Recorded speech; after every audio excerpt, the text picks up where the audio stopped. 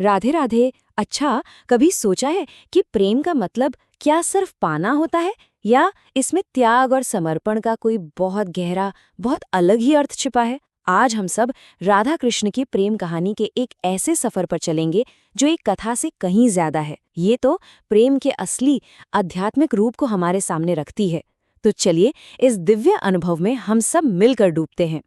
जानते हैं, ये वो वाला प्रेम नहीं है जो मांगता है, बल्कि ये वो प्रेम है जो बस देना जानता है, जो समर्पण करता है। इससे ही तो पर प्रेम यानी सर्वोच्च प्रेम कहते हैं। इसमें मैं और मेरा जैसा कुछ होता ही नहीं, इसमें तो बस तुम और तुम्हारा होता है। ये भक्ति की वह सबसे ऊंची अवस्था है जहां भक्त अपनी खुशी भगवान की खुशी में देखने लगता है और फिर दोनों में कोई फर्क ही नहीं रह जाता। तो एक सवाल मन में जरूर आता है कि राधा आखिर है कौन? क्या वो सिर्फ कृष्ण की सबसे बड़ी भक्त थीं? देखिए, वैष्णव दर्शन के हिसाब से उनका स्थान इससे कहीं कहीं ज्यादा ऊंचा है।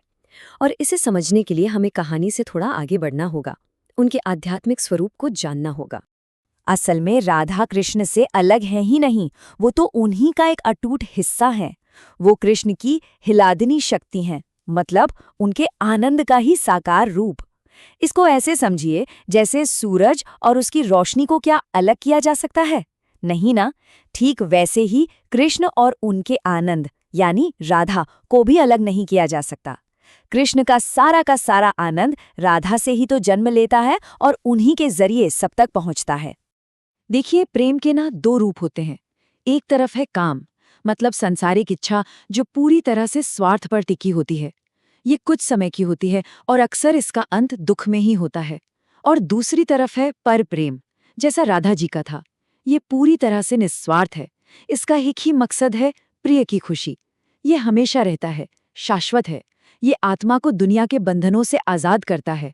और सबसे बड़ी बात, इसमें जुदाई भी प्रेम को कम नहीं करती, बल्कि भक्ति को और तेज कर देती है, उसे एक आध्यात्मिक साधना बना देती है। इस गहरी बात को और भी अच्छे से समझने के लिए चलिए एक बहुत ही प्यारी सी कहानी सुनते हैं।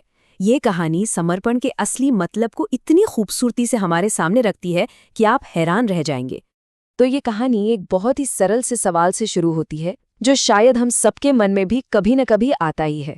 एक गोपी ने कृष्ण की बांसुरी से पूछा, अरे बांसुरी, ऐसा क्या है तुम में, ऐसा क्या पुण्य किया है तुमने जो भगवान तुम्हें हमेशा अपने होठों से लगाकर अपने इतने करीब रखते हैं?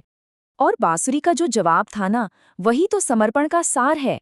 उसने कहा, मेरी सबसे बड़ी खूबी मेरा खालीपन है। जरा सोचिए इसका मतलब। इसका मतलब है, मेरे अंदर कोई अहंकार नहीं, कोई अपनी मर्जी नहीं, कोई अपना संगीत नहीं। जब हम खुद को अपने अहंकार से खाली कर देते हैं, तभी तो हम परमात्मा को अपने अंदर उतारने के लिए तैयार होते हैं।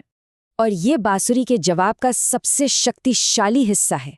खुद को खाली करके उसने भगवान के लिए एक जरिया बनने की जगह बना दी। यही तो है पूर्ण समर्पण। अपने मैं को मिटाकर खुद को पूरी तरह से परमात्मा की इच्छा पर छोड़ देना, ठीक वैसे ही जैसे राधा ने किया था। लेकिन एक सवाल उठता है, क्या होता है जब प्रेम में दूरी आ जाए? दुनिया का प्यार तो अक्सर दूरियों के आगे मुरझा जाता है ना, पर दिव्य प्रेम में विरह या अलगाव प्रेम को कमजोर नहीं करता, बल्कि उसे और भी गहरा और मजबूत बना देता है। ऐसा इसलिए हुआ क्योंकि उनका बंधन जिस्म का था ही नहीं, वो तो आत्मा का था। तो जब कृष्ण वृंदावन छोड़कर गए भी, तो ये दूरी उनके प्रेम को मिटा नहीं सकी। राधा का प्रेम दुख या शिकायत में नहीं बदला, बल्कि एक गहरी खामोश प्रतीक्षा में बदल गया। उनकी हर एक सांस, हर एक पल कृष्ण की भक्ति में ही समर्पित हो गया। तो ये समझना बहुत जरूरी है कि ये जुदाई एक तरह की परीक्षा थी, जिसने राधा के प्रेम की शक्ति को और भी ज्यादा निखार दिया।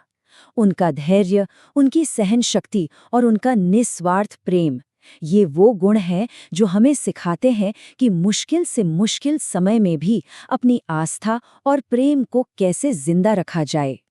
तो इन सभी आध्यात्मिक बातों का हमारी जिंदगी के लिए क्या सार निकलता है? राधा कृष्ण का प्रेम सिर्फ एक पुरानी कहानी नहीं है, बल्कि ये तो जीवन जीने की कला सिखाने वाला एक ऐसा मार्गदर्शक है जो कभी पुराना नहीं होता। यहाँ हम इस दिव्य प्रेम के मूल सिद्धांतों को एक एक करके समझ सकते हैं। सबसे पहली बात, सच्चा प्रेम निस्वार्थ होता है, जो बिना किसी शर्त के दिया जाता है। दूसरी सीख ये है कि सच्ची भक्ति कुछ पाने के बारे में है ही नहीं, बल्कि खुद को पूरी तरह समर्पित करने के बारे में है। एक आदर्श भक्त बनने के लिए अपने अहंकार को छोड़ना ही पड़ता है।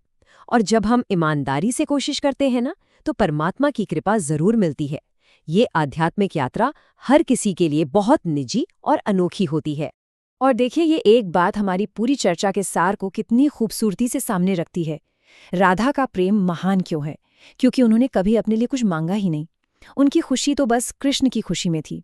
और यही वो चीज़ है जो उनके प्रेम को हमेशा हमेशा के लिए अमर और दिव्य बनाती है। तो इस सफर के अंत में मैं एक गहरा सवाल सबके मन में छोड़ जाता हूँ। हम अपने जीवन में, अपने रिश्तों में, अपने काम में, अपने कर्तव्यों में इस निस्वार्थ प्रेम का एक छोटा सा अंश भी कैसे उतार सकते हैं? इसका जवाब शायद हम सबको अपने अंदर ही खोजना होगा। राधे राधे।